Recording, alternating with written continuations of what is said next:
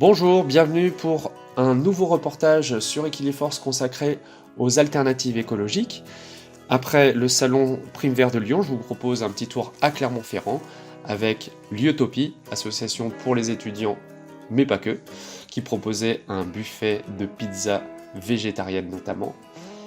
L'association Goutte de Plus, elle, proposait des desserts avec un grand choix, notamment ces tartes aux myrtilles qui étaient fleuries. J'ai découvert les marchés de Max et Lucie qui vendent des fruits et des légumes.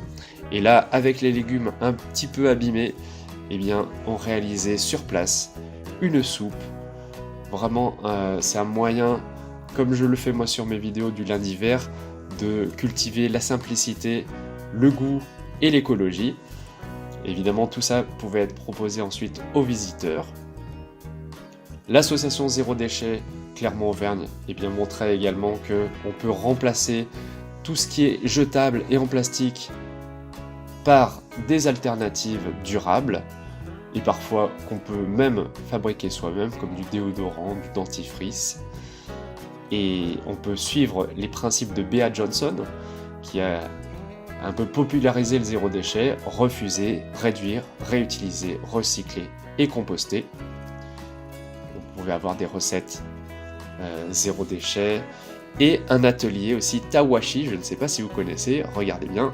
Il s'agit de fabriquer avec des lanières de tissu savamment assemblées des éponges réutilisables, tout comme ces emballages en cire d'abeille, des bee wraps, qui permettent de remplacer le cellophane et qui étaient présentés à côté de produits équitables.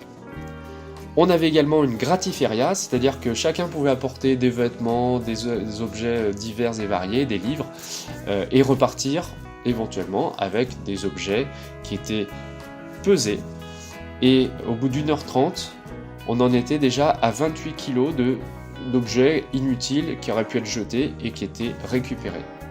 Flax propose des customisations de tissus, et puis Actipol, sur la région de Thiers, propose des produits destinés aux bambins, puisqu'on a des couches lavables.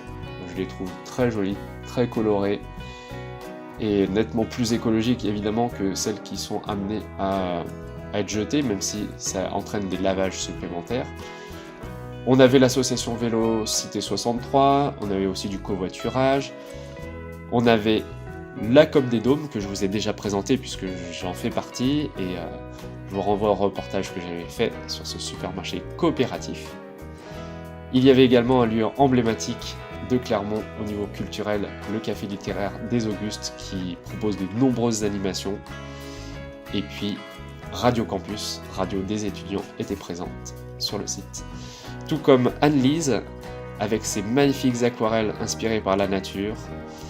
Je vous laisse aller voir Earthlightened sur internet pour découvrir tout ça. Et on avait même droit à une initiation artistique.